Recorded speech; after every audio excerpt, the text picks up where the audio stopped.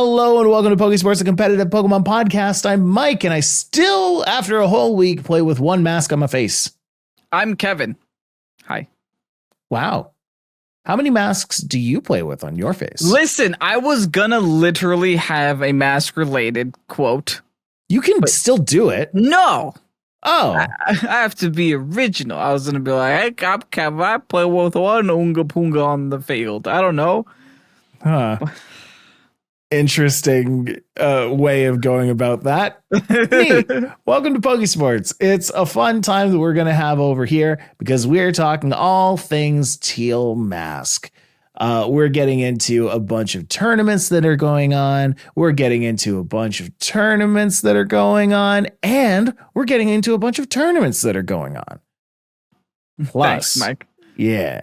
Plus, we're going to get into some Gen 4 starters. We're going to get into the Ogre clan. We're going to talk about our thoughts on the Teal Mask. And of course, we are going to get into the Q&A that we have been so much neglecting over the past couple of weeks. Not on purpose. Not on purpose. There have been so many things to talk about with this DLC. With that being said, it's been a whole, week of playing around with the DLC. What do you think? It's all right. I do find it hard to find things to do once you've done it all. I'm still completing my Pokedex. I haven't actually finished, mostly because they're version exclusives, and I just haven't gone around to doing those. Okay. Just haven't gone around to finding a friend to trade with. I'm just like, whatever. I'm just gonna do these later. Yeah. You don't actually get anything, though. You just get a little diploma. Like, if they're going to give me, exclusive Ogrepon form where it's just Hearthflame Ogrepon but purple, I would maybe be enticed to do it, but I'm just not. Oh, like if you gave me a shiny Ogrepon, I'd be into that. Yeah. Give Ogrepon a brother. Brogerpon. I found Brogerpon! Wow! Do you know that Ogrepon has 100% female chance? Is that always right? A female? Yeah. Oh, okay. They made a girl boss. I appreciate that, Game Freak. Very cool. Very cool. It's been interesting playing through the Teal Mask. I think there's a lot more than what people initially thought. Mm-hmm. Playing through it the first time, just kind of blitzing through it. I believe I got through the whole thing in, I want to say 3 or 4 hours. Doesn't actually take a heck of a long time to complete, but there are all of these subtle mini side quests in there. You said Ogre Clan. I didn't experience that. What is that? Is that something I can go do right now? Yeah, all around Kitakami. So I haven't finished, clearly. Okay, no worries. All around Kitakami, there are these trainers wearing Ogrepon masks. I thought they were just NPCs. They are not. They are members of the Ogre clan. And upon beating them... Upon beating them... Sorry, I Ogre just lost all of my breath in that one. You broke me. You get a bunch of competitive items. These guys actually set you up for competitive play.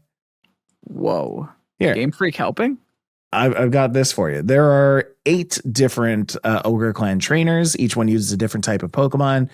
Typically, they're level 75 to 77 and have 4 Pokemon. Unless you're me and you go in with a bunch of level 22s, and then everything is level 22 until they're not. Yeah. If you defeat the first one, you go and get a Focus Sash. They hook you right up. Give you a Focus Sash right away. Okay. Yep. That's actually pretty interesting. If you beat 2 of them, they give you 5 EXP candy, XLs. Okay. Yeah. 3 Ogre Clans defeated. That's an assault vest for you. Okay. Give it to your okie dokie. Move on. 4 Ogre Clan people defeated. That's 10 rare candies. Okay. Give them to everybody. Move on. Give them to everybody. 5 members defeated. That's choice specs. Okay, give it to you. Move on. 6 Ogre Clans defeated. That's 3 ability capsules. Give them to all the Sinnoh starters. Move on. Yep. All right, 7 ogre clans defeated. That's a choice band for you. Okay. Give it to Nobody. Okay, yeah, we're not gonna give it to you, Dragon Knight. Move on. Give it to you, Dragon Knight. Move on. Final ogre clan defeated. You get an ability patch. I was gonna guess choice scarf, but no, but there's okay. no room for that here. Ability patch, which is arguably way rarer. Oh wait, you should give that to your Sinnoh starters. Yeah, that's the one you want to give. Yeah, don't give your Sinnoh starters ability capsules. It won't work. Just don't. So that's the ogre clan. Neat. Yeah. Also, there's that whole thing you can do. Guys, sorry, spoilers. You had a week. But there's that whole thing you do with Nemona's parents, right? The Billion Heir or Onair and Billion. Yeah, I haven't done that yet. Tell me. I can't find them. No, I don't know what it is either. Billy I can't find them. Onair are the names of the 2 people in the teal mask. Well, let's read this here. Billy and Onair. As you go through the Kitakami region, you'll find a pair of unusual characters, Billy and his beloved Onair, Billionaire. These 2 are members of the Glitterati, a wealthy group, and are exploring the world. As you encounter them, they call you a commoner. Wow. Wow. The Illuminati is calling us a commoners? Glitterati. What? The Glitterati. There's no way they didn't do that on purpose. Of course they did that on purpose. Rich billionaires are part of the Illuminati. Continue, got it. They'll routinely lavish you with riches for talking to them and defeating them. How many encounters do you have with them? I'm seeing 7. 7 encounters. Also, a battle fetch quest with a lot of money. Quest. Yeah. Mm-hmm. So interesting. Yeah, they have yellow text, yellow bubbles with black text. As you go and find them in the wild, and they give you a bunch of money every time you defeat them. So go in with your paydays and your amulet coins and all that if you really need the money. But the major thing, or just sell all the items that you got from the ogre clan. You can do that. The major thing that you're getting out of all this is a big nugget and a Glitterati case. What does that do? A big nugget. Or the Glitterati case? The one that I don't know what it does, yeah. The one that wasn't here since Generation 1. Oh, okay, so the big nugget. The big nugget is a big ball. You sell that and you get a lot of money. The Glitterati case is a Rotom phone case. Oh. Yeah. Come on. You used to care so much about the Rotom phone cases. Don't give me that. I will say this. Have you noticed that they actually changed the Pokedex after the DLC to match the Rotom phone case? Yeah, they made a big deal about that. You can do that in multiple places. One with the guy who gives you the app to do it, and then one at the home base when you go in and talk to the Nurse Joy over the counter. I don't even think it's a Nurse Joy. Nurse Joyce. Yeah, but they keep giving me the option to turn it off. I'm like, why would I turn it off? Yeah. Why would I care? Why would I care? There's so many. I know you haven't, but if you go back to the actual map and revisit the clothing shops, they've added so much stuff. Nah, man, I never look back. It's okay, but they've added so much stuff. Like they added hairstyles, like. Dude, it's wild. There's like an undercut now. There's like a big sideways whoosh that you can do. Oh, that's kind of cool. Yeah. Now, then one other thing is you have the ability now to get a Sinnoh starter in the teal mask. Oh, yeah. Talk to Jacques. You have to talk to Jacques in the grass right near a tree a bit from the main path in not sure where. You could save before if you want to reset for him. And yes, it's random. He only gives you 1, which kind of sucks. I got a Turtwig. I didn't save before. It's random between Turtwig, Chimchar, and Piplup? Unfortunately, yes. But you can save before talking to him, and you can reset for it if you'd like, because it is a random chance each time. After arriving to Kitakami, you'll be ushered into the Welcome Center. Complete the series of tasks until you're paired with Kieran to find the signposts. From that point, you're pretty much free to explore. Head east out of town and cross the bridge that way. East is to the right if you're facing the Welcome Center. Thank you, Thanks. Internet. Wow. You'll see Jacques standing in the grass to the right near a tree, a bit from the main path. I don't know how I missed this, but I did. No, I know exactly how I missed this because I explained this last week that I feel like Koraidon broke this game for me. Yeah, too much mobility. I had too much mobility. I jumped up and toward the direction of the destination I was supposed to go to. Mike was like, "Oh, there's a little flag that tells me where I need to go. Let me climb this mountain. I could take the path, but I'm going to climb the mountain." I jump and I go in that direction, and if I hit a wall, I climb it. And that's it. And then a cutscene starts, and I guess I'm here now. Back to where you should be. Exactly. Yeah. Koraidon just like gently drifts down to the ground where it lands, so the cutscene can begin. But yeah, so you can go and get yourself a Sinnoh starter, and honestly, I want to talk about those Sinnoh starters because they're pretty good in this generation. Did you get your starter yet? If so, which one did you get? I haven't gotten my starter yet. No. Oh, you're still holding off on it? I haven't found it. I haven't looked for it. Oh, okay, fair. What were we talking about first? Torterra? Well, yeah, let's talk about Torterra because that's the one I got. That's the one you got. That's coming out on the YouTube channel today, actually. If you want to go not today, sorry, tomorrow. If you want to go to youtube.com/Pokésports, I've got a Torterra video coming out, so we can talk all about that. See. In Generation 9, this is the first time that we have received Torterra in a few generations. Not exactly true, I guess. I feel like it's been a while, yeah. It's been a while. It's gotten a lot of buffs this time around, though. We haven't seen them in a mainline game since Ultra Sun, Ultra Moon. Mm-hmm. Yeah. We got them in BDSP, we got them in Legends Arceus, but in Scarlet and Violet, this is the first time that we've had that. And it's got a new move. It's got Shell Smash. Yeah, it's got two new moves, actually. But yeah, let's talk about Shell Smash first, because Shell Smash is kind of crazy for this Pokemon. So Torterra typically had the problem of not being that great because its stats are very well rounded off and it was very slow. Yes. Shell Smash allows it to get into a speed tier that it actually is comfortable in. And with Shell Smash, like, you can do some serious damage because you have base 109 attack. Yeah. That's you scary. Have base 56 speed, which, double that with the Shell Smash, and you're setting up at, what's that, 112? That's huge. That's huge. That's really close to a lot of good Pokemon.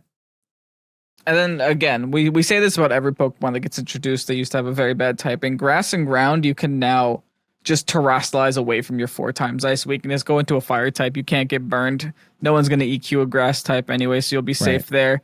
Also, Shell Armor is a really good ability with all the Urshifus running around. Yep. It's never a problem not to get crit. And I didn't notice this before. It gets Headlong Rush now. So was that the second? Rush. Was that the second new move you were talking about? Yeah, Headlong Rush. Ah, Headlong Rush is exclusive to. It was exclusive to Ursaluna. They gave it to Hariyama and Great Tusk in Scarlet and Violet, and now Torterra also gets it. Only 4 Pokemon have this move. Wow. Technically 5 because Blood Moon Ursaluna is included in that, but it's a form. Hey, it's a form. It's still an Ursaluna. Yeah, and Headlong Rush is actually super relevant on Torterra. You might still want to pop on an Earthquake and then just have a Tornadus sitting beside it, but Headlong Rush is certainly a good power move for your Torterra to use. Stab too. Scary. Mm-hmm. Of course, if you do need a move to round that out, remember it does still get Stealth Rock and Rock Slide. I used a Torterra that could terrestrialize Rock in order to use those with some extra stab. But with all the Urshifus running around, I feel like something that can resist water might be better suited on Torterra. I've also seen Loaded Dice Bullet Seed Torterra on the ladder too. That's terrifying. You just go for the Shell Smash, and then you're super speedy, and then just hit him with the Bullet Seed. What's No, next? it's great. And I mean, plus, no, No. Torterra's next. Plus, if you have Shell Smash, like you can kind of run it as a mixed attacker if you really want. Because you do get the special attack boost too, you know, like Yes. Frenzy 150 base special attack, not bad. Is that really the only special attack that No, it gets plenty. It gets Leaf Storm, Solar Beam. It gets all the grass things. Yeah. Okay. Giga Yeah, Drain. it doesn't get a lot of good special moves. Let's talk about Infernape. Yes. Are you sure this time? I am pretty sure. Okay. Let's talk about Infernape. If you don't remember, because the last time you played with Infernape, it was like you were a baby. It has two abilities, Blaze and Iron Fist. You almost always want to be using Iron Fist on Infernape. And it gets a new move as well. Mm-hmm. The only sad thing is that the new move isn't Iron Fist boosted, so No. big sad about that. But it gets Raging Fury now, which is pretty much fire type outrage. Formerly only exclusive to Arcanine and Hisuian Arcanine. But now Infernape joins the party. Neat. Welcome, Yeah. Infernape. So we were having a quick conversation about this before the podcast. It's just because Infernape already gets a 120 base fire move in Flare Blitz. Yeah. The distinction of which one to actually put on Infernape is kind of tough. I'm honestly not sure if I would rather have a fire type outrage or if I'd rather have something that deals damage to me. So the thing with that kind of made me lean towards a Raging Fist, a Raging Fury, is the fact that most Infernapes go Focus Sash because its HP and defenses are in the 70s. Right. So Flare Blitz has the recoil, so you lose Focus Sash if you go for the Flare Blitz. Yeah. So you can go for Raging Fury instead, do that damage. But the issue now is that Iron Fist doesn't boost Raging Fury, but neither did Flare Blitz for what it's worth. I don't think Iron Fist boosts anything past 120. Yeah, because that'd be crazy. Yeah, that would be nuts. So I It's think almost like Blaze wouldn't be awful either if you're running Focus Blaze Sash. might not be awful. Yeah, that's true. Wow, that's very true. You get a 50% boost on the Raging Fury if you're 1 HP. Might be worth it. In Tailwind, you might want to use something like a close combat followed by a Raging Fury. Like Infernape's an interesting one because that one deals with Heatran pretty well. So if you have if you're in a situation where like a Heatran is coming out and you can expect that, hitting a close combat instead of a Raging Fury is definitely an option. Yeah, maybe it'll see some actual play. It's definitely the one I've seen the least of on ladder though. Feels like the ugly cousin. I have heard that if you do want to get some kind of mixed attack in there, because remember that Infernape does have equal attack and special attack at 104. It does also get Vacuum Wave right now, which is the only, well, not the only, but it is a +1 priority special fighting move. Yeah, it's super interesting. Yeah. I wanted to check actually, does Vacuum Wave? No, it doesn't. Vacuum Wave does not get boosted by Iron Fist. Unfortunately, no. It's a very slim list of things that get boosted by Iron Fist. It is, isn't it? I think Wicked Blow, Surging Strikes, Thunder Punch, Sky Uppercut, Shadow Punch, Power Punch, Plasma Fists, Meteor Mash, Mega Punch, Mach Punch, Ice Hammer, Hammer Arm, Focus Punch, Fire Punch, Dynamic Punch, Drain Punch, Double Iron Bash, Dizzy Punch, Comet Punch, and Bullet Punch. Yeah. All right. So if it has the word punch, strike, or blow, it works. Or hammer. Wait, Headlong Rush. Headlong Rush is in this. Is it? Yeah. I don't see it on my list. It's in the second. It's with Jet Punch, Meteor Mash, and Plasma Fist and stuff. Oh. Yeah. I'll take your word for it. That's a 120 power move there. Why would that be in that? Maybe Bulbapedia is off. I don't know. Now I'm not trusting Bulbapedia. Because I'm like, Headlong Rush isn't a punch. It's not Headlong Punch. Headlong Lunge. Headlong lunch. That's me every day at 12 o'clock. Let's talk about Empoleon. Let's talk about Empoleon. Hey, competitive baby. We've already talked about Empoleon and how great it is because now it gets competitive. Competitive instead of defiant, which is awesome.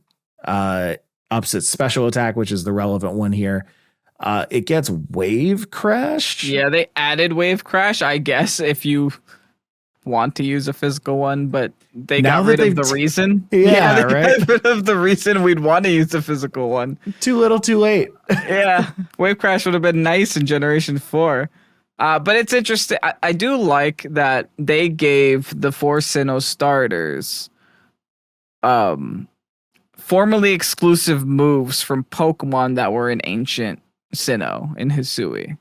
They gave this is Basculegion's former signature move. They gave it to Empoleon. They gave Arcanine's former signature move to Infernape, and then Ursaluna's former signature to Torterra.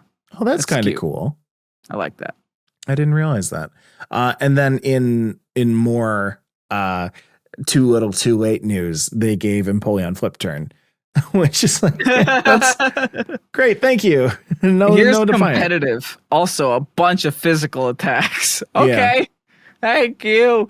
Now, mind you, Empoleon does also get Vacuum Wave. Hold on. We skipped Steel Beam. It also gets Steel Beam now. Oh. Well, that's pretty good, huh? Yeah. Cut half your HP to do a gajillion damage. Worth. When do I ever want to do that? Never. Just use Flash Cannon. Just use 2 Flash Cannons and keep all your health. Just use 2 Flash Cannons and keep all of your health. Yeah. Welcome to Empoleon. Have you faced it yet? No, I have not. People have not been using it on me. I've played it, but for some reason everyone knows about it, so they just don't switch Intimidate to it. So competitive has a weird thing about it. It can either be the world's greatest ability or the world's worst ability that never gets procced. Mm-hmm. It's not like Intimidate that you have control over the proc. Competitive, it's like, oh, you got to hope your opponent's a little dumb, and then it's really good. So it's that weird little. Yeah. I don't know. Like, hoping that the opponent is really dumb isn't a little dumb.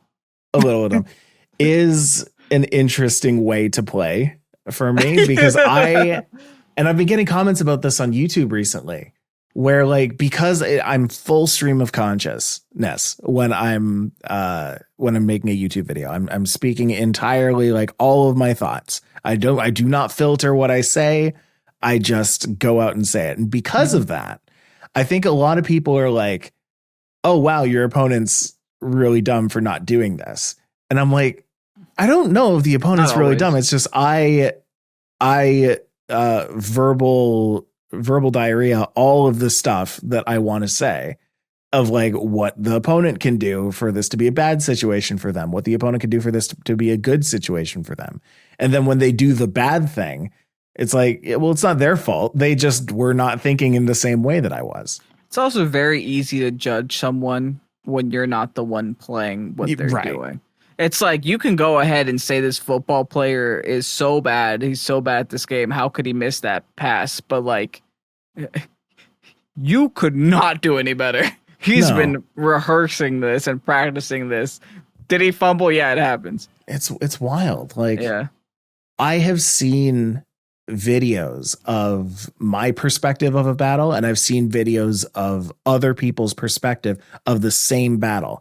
And in those other people's battles, I could not recognize the plays that I was making. Yeah.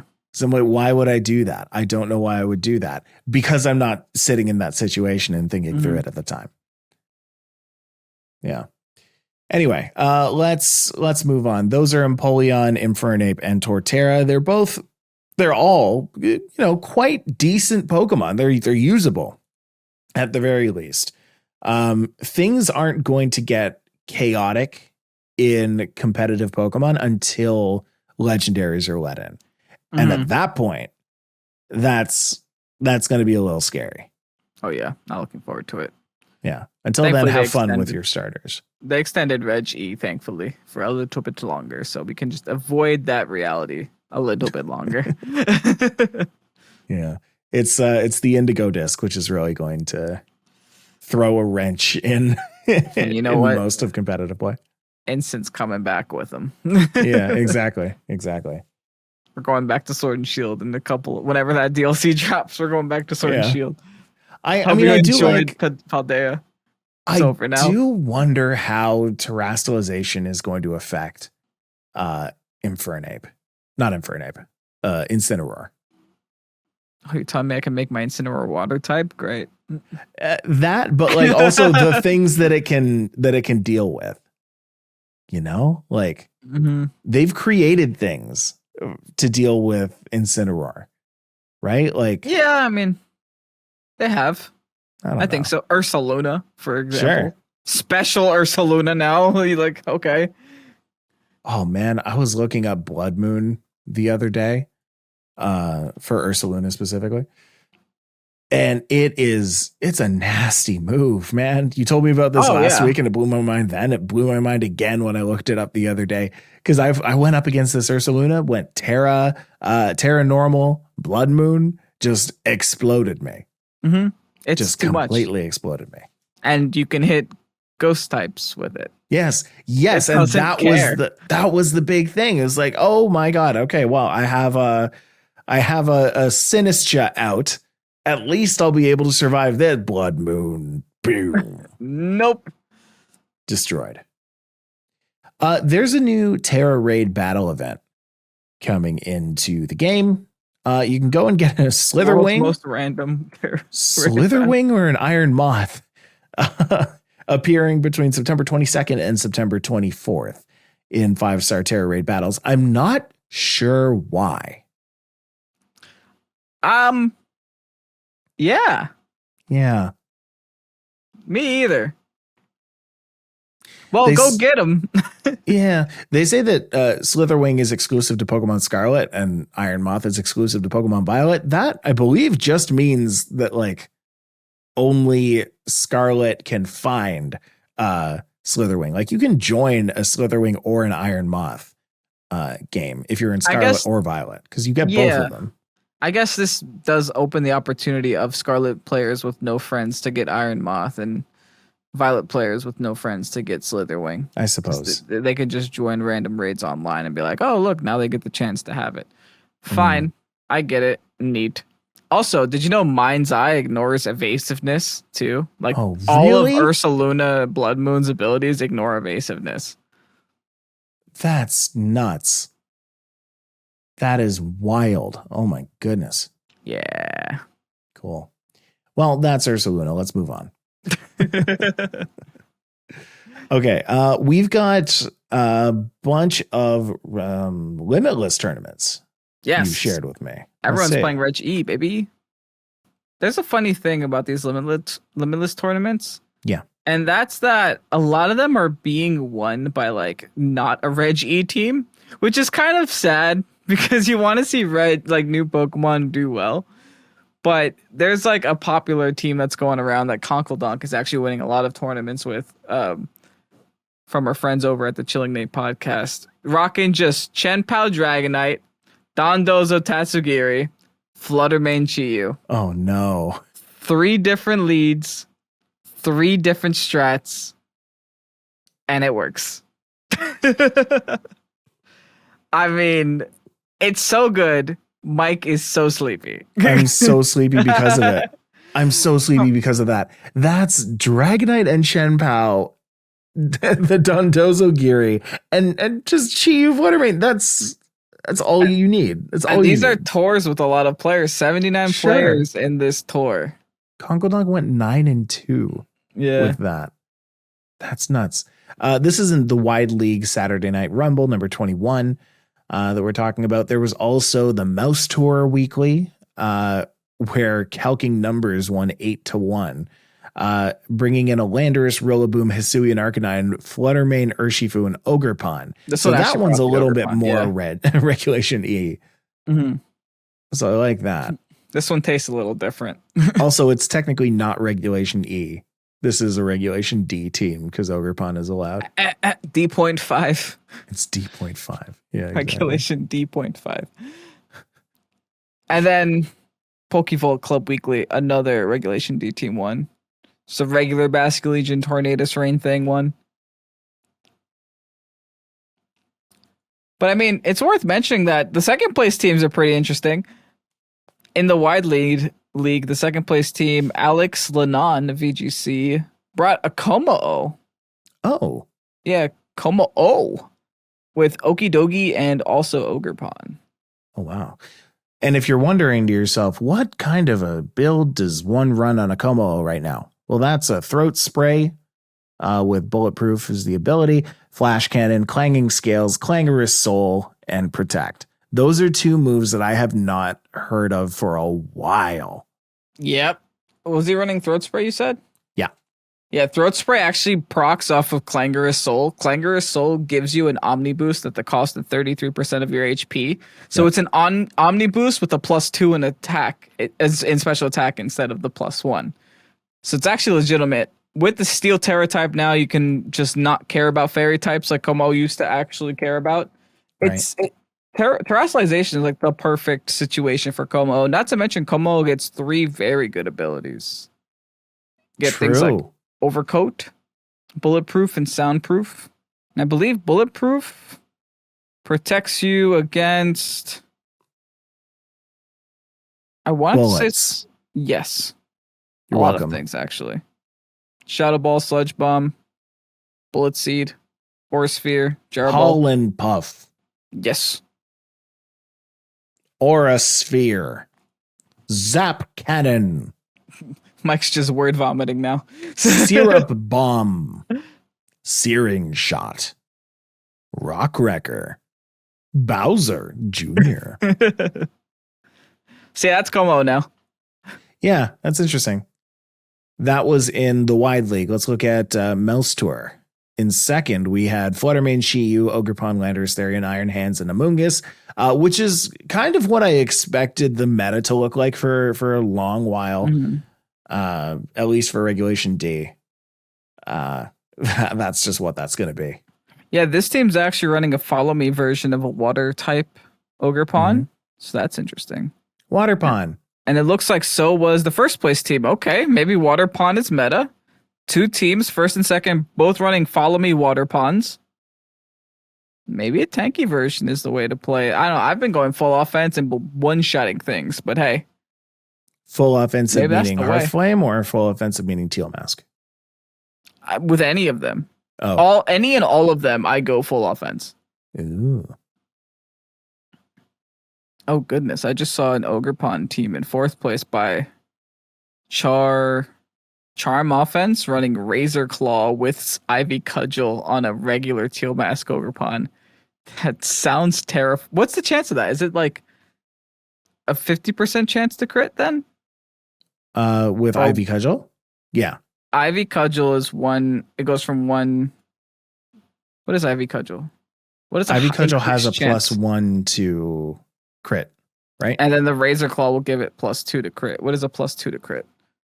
What? Razor Claw gives a +2 to crit? No, it'll give it another +1 on top of the original. Yeah. +2 is 50%.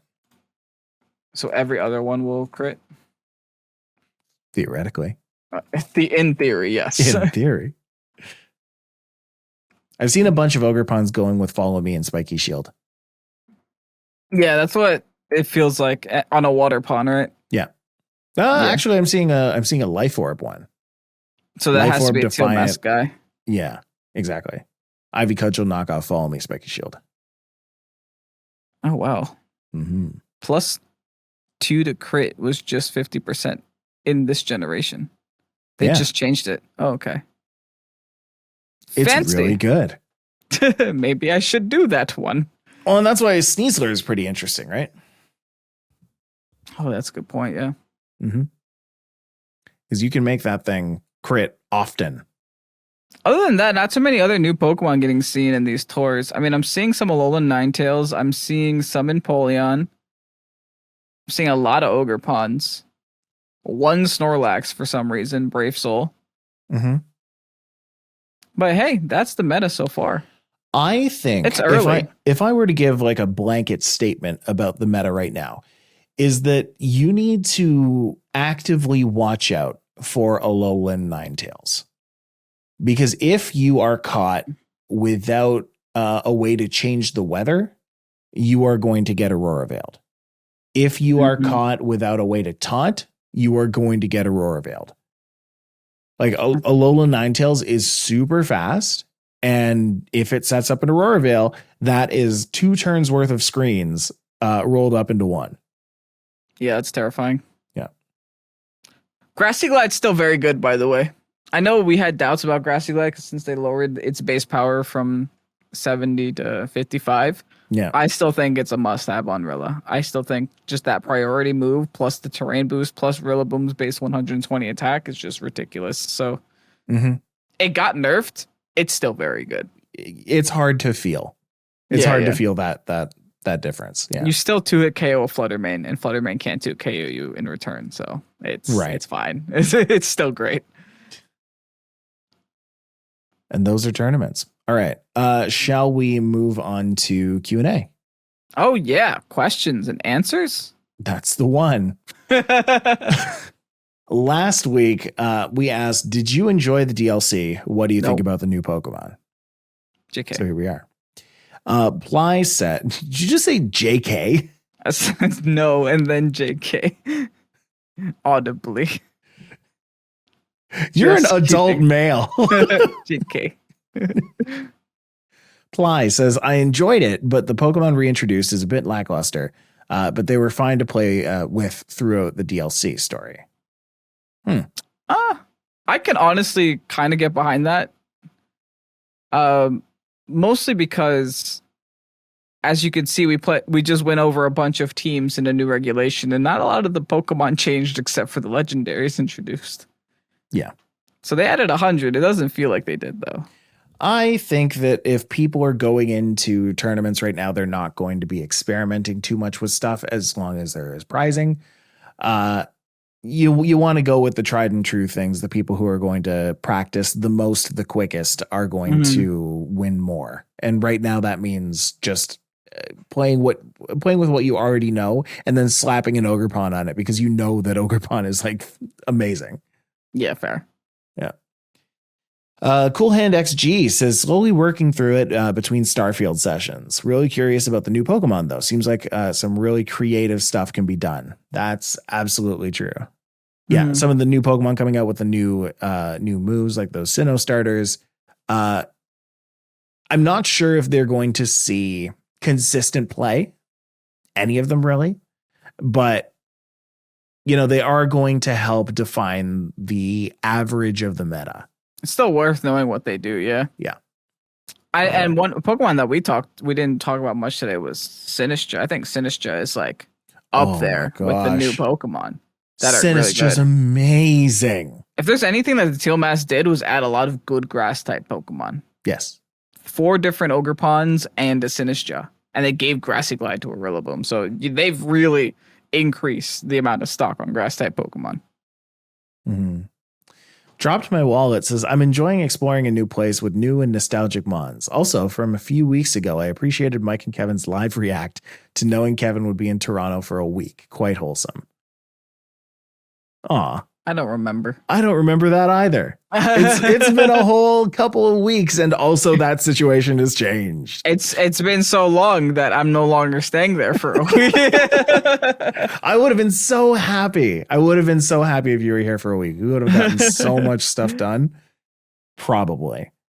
Well, or also not enough. Nothing done at all. Yeah. We would have gotten nothing done, and then you would have left, and we would have been very sad about the fact that we got nothing done. Aiden says DLC was good. I ran into a shiny Poltergeist first thing. Ooh. It was nice seeing my boy Empoleon get an ability update with Shiftry. The interesting 2 Pokemon to talk about, but I'm still going to make Shiftry work. Don't get it twisted. I actually have seen it do things. Do you know it can explode? I know it can explode. I'm not going to do that to my boy. But why do you think it can explode? Where in Pokemon lore says this what is it? I don't even know what it is. It's a ninja. Okay, why does the grass ninja explode? It's shifty. You bet it is. Yeah. Mr. Meeseeks, look at me. They also say, I hope they give more love to older mods. Looking forward to part 2. I think that, that is what Teal Mask did a really good job of is hype you up for Indigo Disc, not just with the whole Kieran story arc. It did end on a cliffhanger, too. It did. A straight up to be continued. I said this off of the pod, but it's worth saying again. Kieran is Wally. Yes. Kieran is just Wally. Mm-hmm. Like, there's no ifs, ands, or buts. It's Kieran was this little meek boy who had an Empoleon. He had an apple. That's his Ralts. It's an apple. Right now, it's in Curlia stage as a Diplin. That's a little Diplin. When he has his glow up in the Indigo Disc, I will be there. And I will be like, all right, let's see that Diplin evolution. There's nothing funnier than Kieran coming out with like, okay, this is my chance to beat you, Kevin. Meanwhile, I'm here with like a Flutterman on the field. And he's like, Yanma, go. I'm like, oh.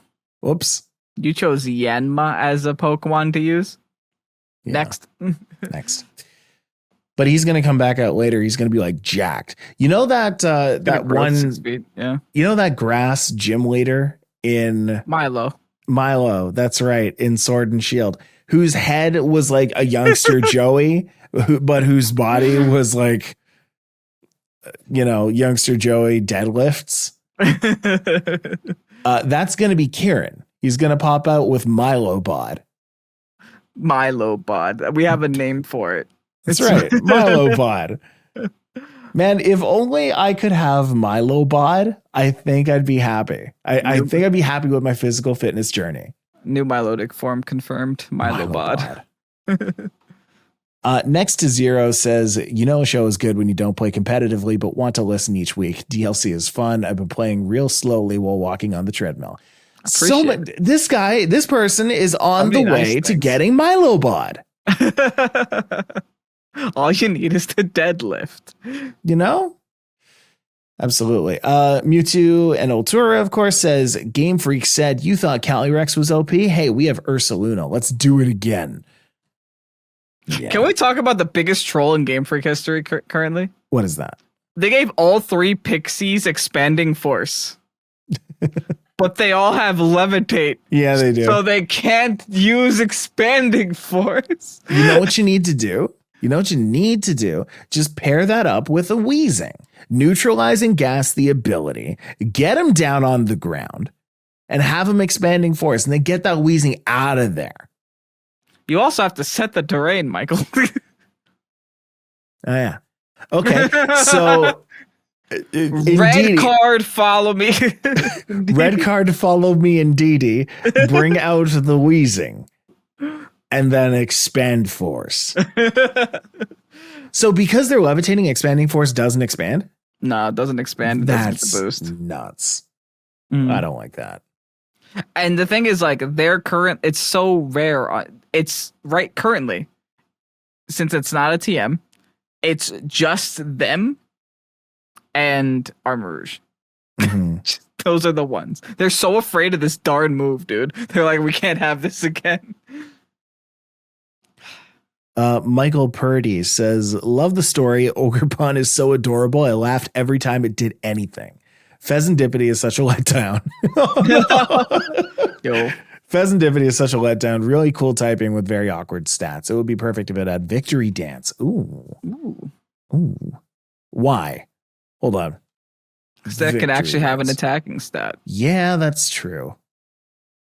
Yeah, attack, defense, and speed. Right. It's the Quiver Dance for physicals. Mm-hmm. So if I just look up Pheasantipity real quick. Its stats are very underwhelming. I don't understand Pokemon that have specifically a very high special defense stat. That's a very common thing, too. Yeah. Like, if they want to make a Pokemon strong, but not break the game. They just put all of their stats in special defense. All the leftover stats, yeah, throw it in special D. Because when you get a Pokemon with high defense stat, at least you can use like a body press. But what do you do with a high special defense stat? I don't know. You Wonder Room it. Assault Vest. You give it more special defense and have it never go down to any special attack ever, unless it's weak to it, in which case it doesn't matter. I don't know.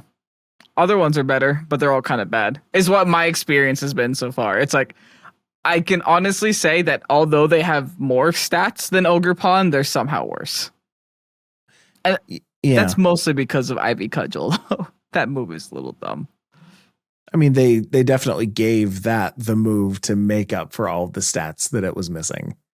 Mm-hmm. Yeah. Also, fun fact: did you know that all the masks add 20% to all the moves damages? What? Yeah. Really? Yeah. All the masks add 20% damage increase to all moves. You're right. Yeah. If Ogrepon is holding a mask, it changes to that mask form and increases the power of its moves by 20%. So not even just Ivy Cudgel, not even just any of its signature stuff. Every single attacking move is 20% more damage. Nuts. Does this mean Ogrepon will be relevant? Yes. Nah, it's something like that. Yes. It's even more good. It's going to be Ogrepon and 5 other Pokemon. Like, pretty much. I can honestly, you're going to have to, because currently, like, what do you do to stop it? Right? You originally think, okay, it's a grass type, let me hit it with a fire move, but all 3 of its forms resist the fire. It's like, oh, okay, you can't just hit it with a fire move anymore. I will say its defensive stats are a little underwhelming. Yeah. If you can hit it, you can do damage to it. But the problem is it'll hit you first most of the time. Yeah. You do need some variety of speed control. You do need some variety of maybe even Prankster, Thunderwave, that kind of thing. Prankster, Tailwind, in order to keep up with this thing before it can just Ivy Cudgel smack you in the face. I love how it has that hammer too. It's like a weapon Pokemon. It's got the Kaido hammer. Yeah. Yeah. I like that a lot. And which makes sense. It's an Oni. Like it's anyway. Oni Mountain was an actual thing that it lived on. Yes. Yes. It is a demon. This thing is a demon. Demon Mountain. Anyway, do we have anything else? Is that it? Is that Pokésports? Pokésports, the competitive Ogerpon podcast. We have accomplished. I like it. Ogerpodcast. Ogerpodcast. Oh, that's going to be the name of the episode. Yep, that's going to be the name of the episode. Yeah. Ogerpodcast. Yep, that'll do it. All right, cool. Well, on that high note, we're going to quit while we're ahead. Thank you so much for listening. If you want to go and check out some other stuff that we've been doing, go and look at our YouTube channel, youtube.com/Pokésports. We put out new videos about the Teal mask right now and Regulation E every single day ahead of when Regulation E is actually dropping. We want to get ahead of finding out what the meta is, exploring the new meta, and we do so over there. Getting some rental codes for you guys to come grab it before the actual series comes out too. Yes. We also have some new stuff coming up on the Patreon, so do keep an eye out for that. We'll have more information next week, or if you're already a member of the Patreon, you should know what's coming up through our Preach, which we have always been putting out past couple of months. It's an extra little bit on top of the podcast, which is just Kevin and I catching up with each other, chatting about stuff on the Pokésports side, stuff on the on our life. I talk about a concert that I just went to, and that was a lot of fun. All right. With that, I've been Mike. That's Kevin. We'll see you next week. Have a good one. Bye-bye. Toots my boots. Toots my boots. You are an adult male.